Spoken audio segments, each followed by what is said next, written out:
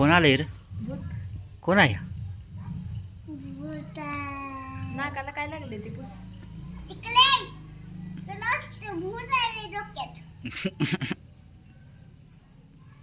ए जा तिकडे जा खाली.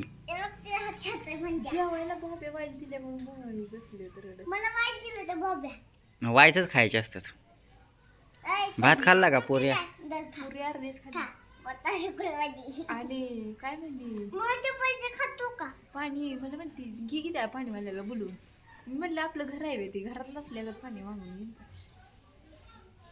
मग तुझा ग्लास द्यायचा. माझा नको होता तिला दुसराच पाहिजे होता.